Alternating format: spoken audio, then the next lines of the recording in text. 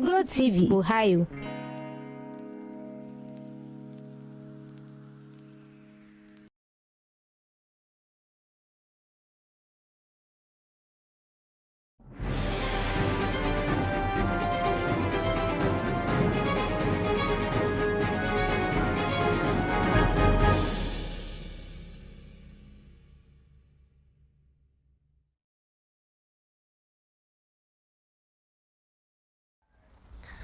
Nonum abo apa osimano area san mienu aresima ma mo bibiara ajo eman akwa abason kokra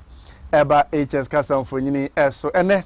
eye yawada epo bosome ne de toso edu enwotwe wa afimmienu ene aduonu enan emu emraso se ensema wo de sa asoso Hstv fidema sei de pebire hu fa bomoden a akopebie ehunu kwotebe kan so antena fia na akwa akote na oba kan sawufo sam krojin enfumso bia eni ho no enraso se yebo akire edeme na hefo se Hstv anwumre akan kasebo na meka se kasebo ne kopiem YouTube no eso a ade a yetwe won sate yetwemu ho se abele abaya ji de nya sam keto akra ni nan Hstv live gh bomodian na eko YouTube no eso ema me subscribe afi wi a adoma na da ho no miaso se de be ya ye be bia na obeti yenka na waba abeka abusua kese ehu ensem bebre na ena edi ahim ewo makonkono gana masia ye tweno esre ene abasa ne dodo na nso ena semufu abomoden a akutire ede akra mebo akire se spa ede amayen ahefo na ensam a obetie ewo kasebo no ebi ena edidi soe Ghana mampani nana adodan kwakufu ado ede atudwa ekemse hwenei na mahodin na ensada enyina so na ya de na abade se pegu akwam enkan ya na enchekura eba abegina so enkania ensam no a enam so ama santehene otumfo osetutu abebio a otoso mienu akasa de atudwa chemze sankabe ye pa dia anka ECG na afi glycwa yomuhwe enyina mahodin so na ban fama ankura na omo emfa omo ho entumi enjim Enfie kakrani na aban sase esisi adan a ofre no eye Sagname housing project na ene eyade aka mwam ene enoma ene nkokọ ne ade na edimu atrantwe nei aban de atudwa kyerem se ade ode be ma ankra ahwe na saa adan na aka mwam ni no empanifo ahwe na omo awie ni na ene da be piemu ewo enkna pomponi mantam no emo oye kyerechekere nchipa ekoso ni no efa inamonkania ene entimi enyina so no ho enam so matimamufo apuso mo atinteskoko ede akire aban ensem bi eka yenum ho ena ene anwumre yesi enkonya eje sima no ede asa ene akire atenesre ene abasa ede asommo se Hstv anwumre akan kasiebo okenkanfo ene anwumre eyeme nana enchi buosiakon the news IGP I will say ntwe ho enitete ediasa emre ba kasebo ne nchire mu ebeto asoma ye de ho abasisia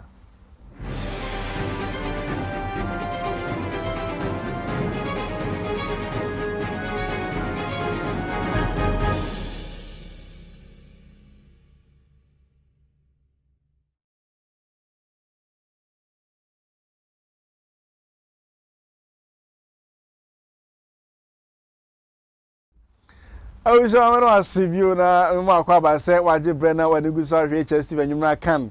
kasiebo na ye do ensem no asukode na ye hyase e de efri Ghana mampani nana adodan kwakufu ado akache na eneyi ade Ghana mampani akasa e de afa ne do bepiemu wo makonkro Ghana maseya enyina monkania enseda enyina so no ene enyina monkania no ayese kurubi so traffic light no eso a na dum eno dodo na akra chese edum so no na asa aba no nso mpanifo chese da we edum siesie eno ana mampani akasa fa on de akirem se enedie eyade na ban ede nhihye pa egu akwama emfidie ene akade a ene electricity company of Ghana ene guy ko behia na ebeboa amanyina mkania no agina so no obayesere be ya dum so ene epese esa aba no ebeprepre na chikura na bekwa ensan emabio.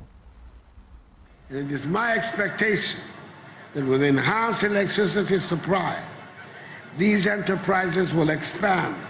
and offer further employment opportunities to our youth. Ladies and gentlemen, in the course of the last 7 years, my government has had the opportunity to translate promises and assurances into result-oriented projects, especially as the Ghanaian people have in clear and absolute terms demanded results that will transform the country for all.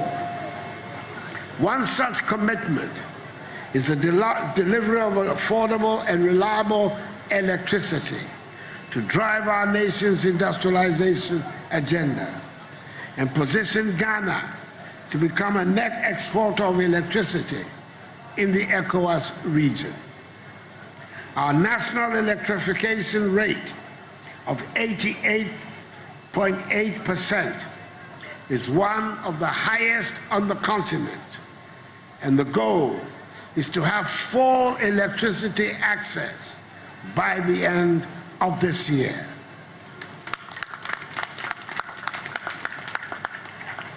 In the areas of power generation, transmission, and distribution, my government has made and continues to make significant investments towards the provision of reliable and competitively priced electricity to assure economic growth. This is part of our commitment to realizing the 2030 United Nations Sustainable Development Goals. I do acknowledge, Regional Minister, Minister for Energy, ladies and gentlemen, and Nananom, the challenges that the people of Ashanti and indeed of other parts of the country have had to endure in very recent times over the supply of power. And I can only thank you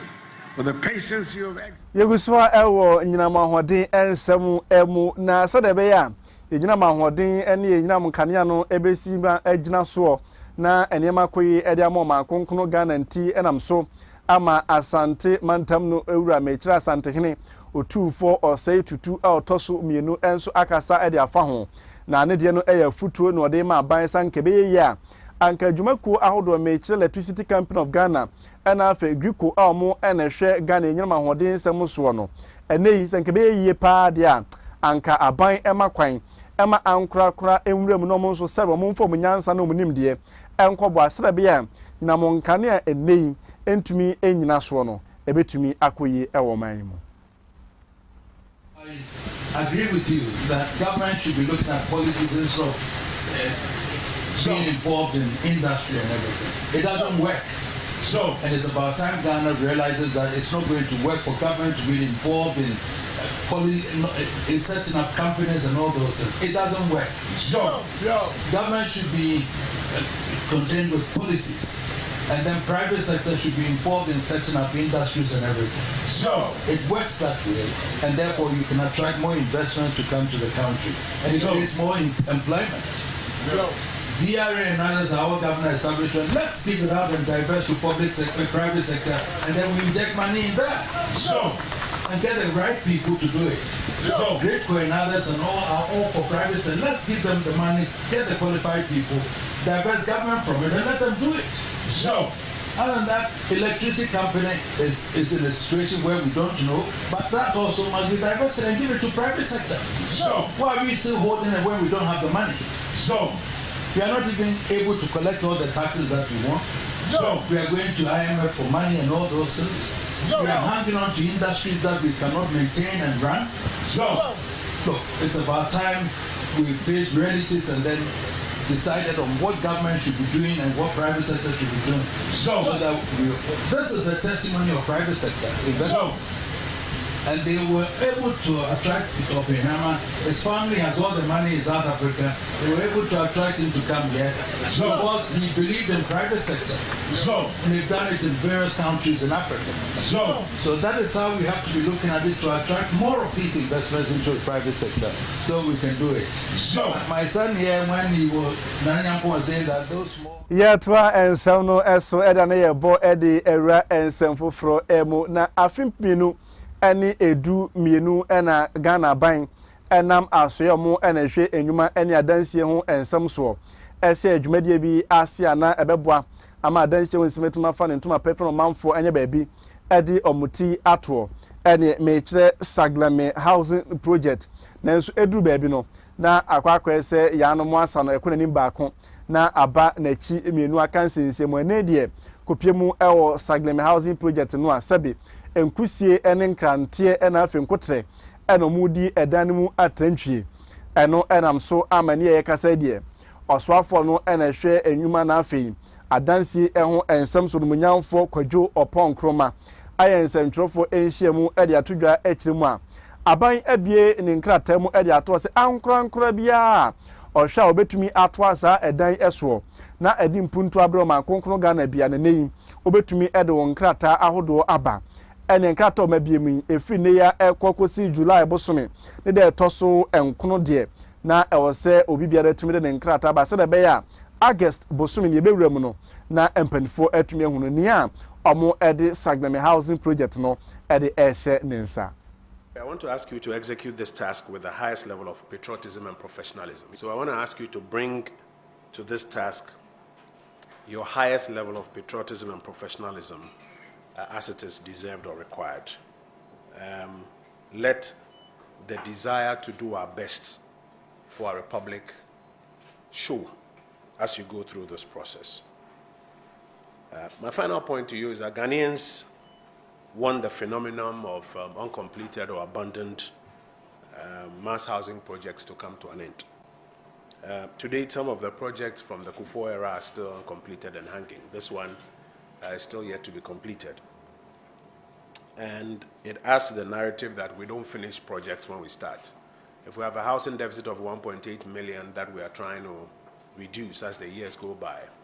already there are about 40,000 units a year that we deliver as a country. It's not enough to close the gap. So if all of these projects keep hanging out there, it will even deter future projects from being embarked upon. And that's why it's important that we take advantage of this opportunity to reverse this trend. And so I charge you to go through this process with all the professionalism, patriotism, and transparency as you have outlined in your report to Emre kakrani ena ekuomo ena hwoman yabato eso meche the Electoral Commission ade krata eba abontin so kopiemu ewo matan ye kese mu emfidi ahodo bi a awose mu etumi edidi omdwuma so da bi afimmienu ene edinu nan oman yabato ebekọ so betumi afa ne ntoma pa afra no nipa bonifo bi etumi abawura hono mu a omo asesa sa emfidi no emu bia mekire eye biometric voters device Ntiafre no BVDS NRV biometric voter registration kits no ade ebi ayira enam so ma na wotwetwa mu kura Ghana police adwuma ko no bomoden a atumi achi nipa bi a omu esusu se omu enim san fidi ayira no ehunu biribi we enam so amansantrofo eto mu gurmonten so ene Ghana fo kwatwetwa nkomo bu so omu se Electoral Commission a omo na eba rehwe Ghana batro so se de be ye wiamu empo ne ye wiamu ento manfo nam so e kire o madwen e de kire Hstv kasebo no ayade bi a ehu na etwetwe so because election year mu ne ye woyi na machines ya ire on se ye to abakra wi a machines nyira ya kra no opposition bi ka se mentem ho ase na say na machines ya ire yi na se koto aba na se eye huma oman ni nyina na ye besere se Ghana ha no your intelligence our security personnel our say omo ni hu djuma serious ba bia machines na fa bia no this the time as ye hu omo adjuma ne omo professional omo omo adjuma institution kesiye ti say easy for so many years 1992 yes 32 aba me hu say machine aye ayirada ebe creative fear be o machine o betimi hakino yene ya appointed Electoral Commission the Electoral Commission se na bibia ayira no hu ye afede wa hu se bibia ayira no ache nkrofobia munya ma wo mo carry on with the investigations na de besie bia yemfa ne sa nti we de omo ye nyina dede no omo ye no man mu keke me hu ne se kasa ekoso bebre no nipa bi no mu hye akire on pese omo de ehu bi ehye amanfo mu enti mesra me nuanom Ghana for say omonko omakomanto yam ba bia eha wo ho nti eha na aba no isi ne nkrofo no ye ugidie wo mu say ombefa kwan bia so ayeden asobo na me nso mafutu amede ma ne say obi biara ne ho bebon mu no omomfa no mfa emra kwan so isi atena ho ne se machine ni bia ila do kofa ye no ye de no hu se machine na ha ne wo ena second isi na asabaji tumu say no first or si bi nyila ba se osabaji tumu say ayira ampa laptop ba kwa ayira enti wanim na dwuma ye se wonye what 20 years sisi ano we mponi o so man hwe ni ye no man hye de na 2024 abato no eniema bebre be ila pa abato no people ne ye de beto aba na nkasa be ila yisi ni yesre no Ghana ni nyina e fan say ono refri ogina frifri abato e ba beto im no am you say no yes am you say yes because enkrofo e be kan say on eniema ira also nyina later be ka che say old eniema say ya panichewo omo bibia to akon because 2024 election no eba ben enye betesa ti se o maniema ebe kika boss na wantimi amaniema mu anda o han a okofo oyune abre ye ndru tem so say also oyune ni mra esre no o make sure say bibia be de na kwam bibia be de da ho sayira ma ehu sayira ye to akase bono eso ede na yemfiani enchiremu ewo tamale na adwumafo a me kire environmental health officers na enei omo ere aba betu dwa se enya de ombe ye adwuma bio enom kukurom kaka na omde go no omo eti atua ni na no ene se environmental health officers e kiremu a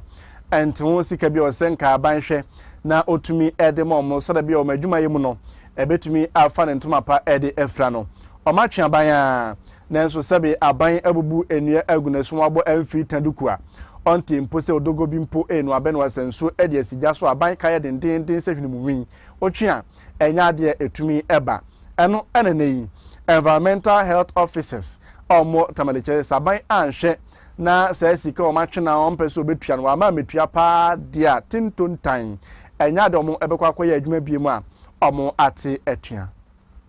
We are facing immense challenges, unable to even have 3 square meals. Our ladies are not able to provide themselves with sanitary pad. As hygiene students, we've learned the importance of what? Menstrual hygiene. Just yesterday, receiving a call from one of our colleagues that the parents are sacking her from her because she has become a burden upon them. When is her husband coming to take her out? Unemployment. We are calling on IGP as well. It's a national security threat. It's a threat to national security. We are telling government, the Ministry of Sanitation, that this is the first step. More steps are following. We are not telling them what will happen. It can be tomorrow. After here, we are meeting at police park for an urgent meeting again. Our mattresses, our gas cylinders are ready. They can see us tomorrow at the ministry. All that you need to do is to exercise patience and restraint with government. And God willing, or inshallah, you will get your postings pretty soon. We are on the field. And as you have said, we know the inadequacy.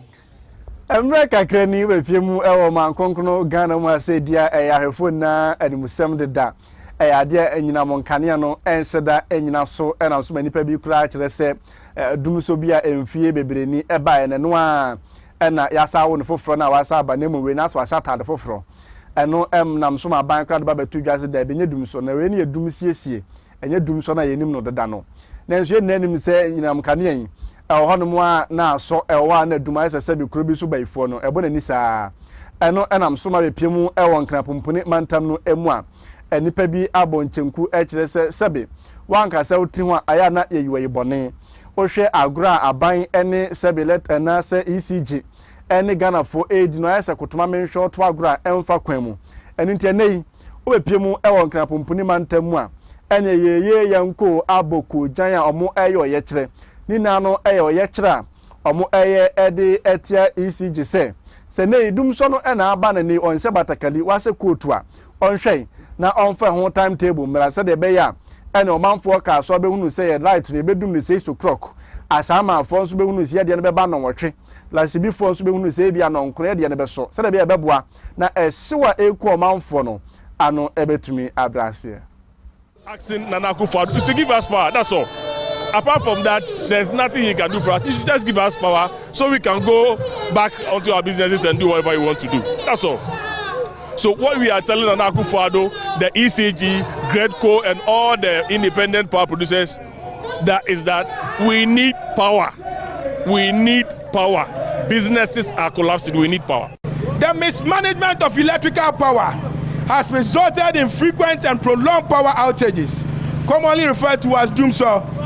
These outages disrupt economic activities, leading to reduced productivity and increased operational costs for businesses. And now, doomsday no criteria first no, because here pers shadow snake here the who kwa befa so a ye de be ye dwuma. Umasi esisu ana dum. Eduma na crash. E crash a project awakoye nyina na asai. The thing the nim say ebedum light in this time it do wa o machine ya adwuma unim say ebedum to over stop no say unim wonu to say why you so hard drive udum pebe crash it say yenuma esai it ye ka kire aban no say light na wo ye no fete say nim say light private nurse so throughout a day. We are demanding that His Excellency Nana Akufo-Addo, who is paid with my sweat, who is paid with my taxes, at least have some iota of respect for the people of Ghana and especially Ashanti-man, and at least let us know when we will have light and when we will not have light. The energy minister told us that we should publish our timetable. So we are here to publish our timetable. We are here to tell them and serve notice that tomorrow we are taking the lights of Flagstaff House and we are giving those shared energy to Kedetia Market. We are taking the light of Baomia's house and we are giving it to Asawase Market. We are taking that of Napo and we are giving it to Atonsu Market. And if they can survive the 3 days without light, then they will know and understand and appreciate the pain we are feeling that the doomsday is collapsing our. Yentu akasiebo no eso ewo ensem fufuro emu na enei eyade a ode afutuo sonkokra ama Ghana Civil Service ena afei oswafo no ena ohwe public sector no eso se emraso se obema eye Ghana Civil Service adwumayefo no ene aban akomontuma aba no se de be ya ene policies ahodo a se aban etumi edeba na eye adwuma emo ma konkro Ghana fa ne ntuma efra no enkonkoye sa ban kwa akwese kokomba bi no the policy bi aba enhyira mo oman empuntuo the sentence Ghana Civil Service ene aban komontuma eba ano a ene enema ahodo a ebegu puno so beboa ama Ghana afa ne ntuma pefa na nei ye economy atete pansam se kontebe no omokomontuma ba no beboa amomen yatumi afia ntuma pa efra. As you are aware, we nations want to make progress, but the state is inanimate. The state will act through agencies, through institutions, through people like you, the media. And the civil service is one of the critical cardinal institutions of state, as you rightly indicated, charged with the responsibility of assisting the government of the day in the formulation and implementation of public policies program, which object then will seek to the national development effort. And so it's a huge responsibility. We have a mandate, as you indicated, which mandate is important for national development. We over the years, we've been trying very hard. If you look at the trajectories of this country, we are not doing badly, even though we have difficulties. We're not doing badly at all. If we look at the major indicators of development, we are way ahead of our peers. If we look at even the governance, the quality of governance, for instance, we are promoting good governance. Okay. Ghana is considered one of the, I would call a blue eye boy or girl within the international system, punching our way up as some of the critical actors. Even the quality of governance, we are almost always among the very first within the sub-region and even beyond. It doesn't mean that we need to be complacent. There are critical problems. We are facing very enthusiastic population, very sophisticated. The quality of service they want improved. We want to improve the dignity of the average Ghanaian. We want to make sure that Ausha yankonko wie kase bono ena ewo bedi akon eno no ewo esunafo north menson emo ewo ahafo mantam emo na enei ayade a wona woton enua ahodo ewo bedi akon mechire Wood Workers Association enomo ayensem trofo enhyiamu atwere omosen ede kire omanfo ni nano ene so mu akire mu a obepiemu ewo mo mpatamu odmo a enipa bi enam kwan bone so abepiemu ewo kwaye ahodo mu a enua eni kwanse omo etwa enomo etwa wei ama wona oton nua ewo bedi akon eho kire mo paa desenti omo esra ban wona okambia ewomuo so mfo ni enchim obedi akono mebo asere ya nipa bonefo enam kwan bone so etwa nua ewo hono mu ama omo moto nua omadwuma no ese no ano ebetumi abrase nkaka ya sha ase na nipa kakra bi nanso ne nipa na dos nipa wa ase dos oboa ama ye wa ye nyina yensa akoya no nanso sansa ase na papa ni nyaa na ye mu adwuma no ebinom a omo ekuro yi ene nkuro atwa ho ahia se omo ma papa no enko ne nsa ase mu nkonko ye adwuma womo a omo ni asase bia wa aban mu omo nto asase omo ni asase bia wa ha omo ka che ye yense ye yemfa ye forestry papers ya kwaje sense ase ne ye de ayemfa mra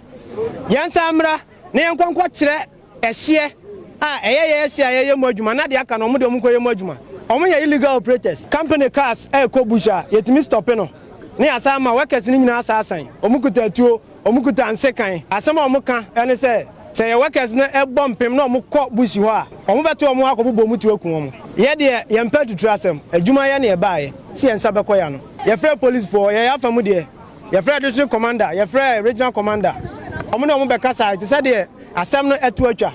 nanso omu se omu ma ye nya adwuma no ye sra ban no ye sra Ghana fo nyina se omu moaye na sa akofo no yenyi omu mfiri adwuma no ho ne yenya kwanye adwuma anye sa adwuma wura se adwuma no afono no otum sa Ghana betena na nipa awusia aha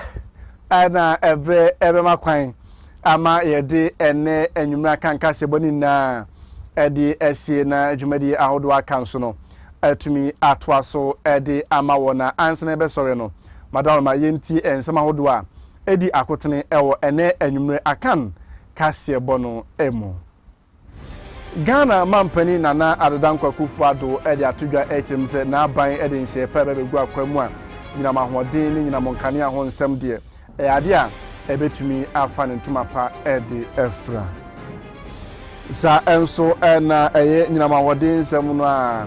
asante ura otumfo ose tutu a otoso mienu akasa de afa echimse senkebe ya anka ECG na afi Griko aban makwan ama ankra enfom hunyim se de be ye beboa na nyina mahoden ho nsem no ebetumi akoyi ewo man emu oswafo no na ohwe enuma na afiadanse ho nsem so na yidi atodwa cherusem panifo bi nkrata mu Saglame housing project ankra bia onim se obetumi aboa na ne nkrata eso na beboa ama Saglame housing project yetini awie no mabie nkrata mu so manfo mrai na mo form nkrata yamra se de be ya sa adan no empanfo betumi atoa so na omo awie adanda be piemu ewo enkrapompuni mantam no emu a ayade a oye kire sonkokra etumi ekọ ani na no efa eye dumso enei yen kanea no enyina so nam so ama nipa bi aye oye kire ni na no efa dumso a na nse ekọ so ewo omankonkono Ghana mu hase ensem bi eka yenum ho ana ene anwumere yesi enkonya eje simano ediasa etene sre ene abasa edeso mo se Hstv anwumere akan kasiebo asda no enko enfoma production team ni na esanse enipa ebrina nebo chenku eboaye ema kasiebo yi etumi eba wakwa mo nso ajebre na wafiafie mu ene omantwea ahodo kasamfonyi ni na no o se Hstv ana ne behwe kaso boma ene anwumere yi encha kase enko emfa ema ho okenkanfo a otemenka ene anwumere eyeme nana entwi bosiako the news IGP awusia marawase ama mo enesha adehye makam ni na pia